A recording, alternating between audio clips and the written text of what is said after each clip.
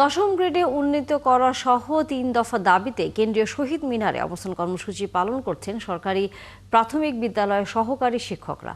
সকালে সারা দেশ থেকে হাজার হাজার শিক্ষক এই আন্দোলন কর্মসূচিতে যোগ দেয়। শিক্ষকরা বলেন, শিক্ষককে তৃতীয় শ্রেণীতে রেখে উন্নত দেশ গড়ার স্বপ্ন বাস্তবায়ন করা সম্ভব নয়। দাবি আদায় না হলে সারা দেশের প্রাথমিক বিদ্যালয়ের শিক্ষা কার্যক্রম বন্ধের হুঁশিয়ারি দেন তারা। আরও জানাচ্ছেন সাজিদ সরকার। কালার এক্সপার্ট, জর্জ স্যাপ এবং মাইল্ড অন হ্যান্ডস টেকনোলজি সমৃদ্ধ অরিক্স ক্রিস্টাল ওয়াশ আপনার লন্ড্রি এক্সপার্ট। সরকার ঘোষিত 13তম গ্রেড অবাস্তব দাবি করে দশম গ্রেডে উন্নীতকরণের লক্ষ্যে রাজপথে নেমেছেন সরকারি প্রাথমিক বিদ্যালয়ের শিক্ষকরা।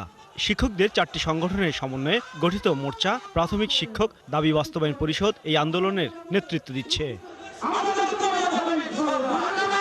কেন্দ্রীয় শহীদ মিনারে শনিবার সকাল থেকে শুরু হয় শিক্ষকদের অবস্থান কর্মসূচি। দেশের বিভিন্ন প্রান্ত থেকে আসা শিক্ষকরা যোগ দেন এই কর্মসূচিতে, তুলে ধরেন তাদের দুর্দশার কথা। দীর্ঘদিন রাজপথে থাকার পরেও আমাদের প্রাথমিক বিদ্যালয়ের শিক্ষকদের সাদৃশ্যমান কোনো সংস্কার হয়নি। আমাদের সরকার বারবার বিভিন্নভাবে আমাদের প্রতিশ্রুতি দিয়েও আমাদের গ্রেডের কোনো উন্নতি হয় নাই।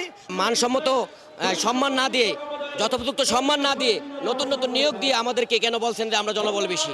শিক্ষকরা বলেন, এই দাবিগুলো শুধু বেতনের বিষয় নয়, বরং প্রাথমিক শিক্ষার ভিত্তি মজবুত করার জন্য অত্যন্ত প্রয়োজনীয়।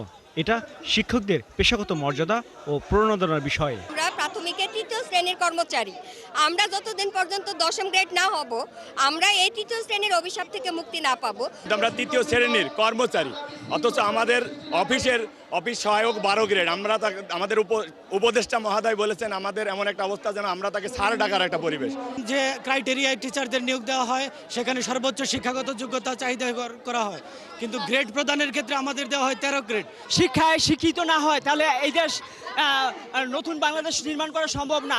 3 দফা দাবি নিয়ে দ্রুত প্রজ্ঞাপন জারি না হলে সারা দেশের শিক্ষা কার্যক্রম বন্ধ রেখে শাহবাগে কলম বিসর্জনের কর্মসূচি দেওয়ার ঘোষণা দেন দাবি বাস্তবায়ন কমিটি।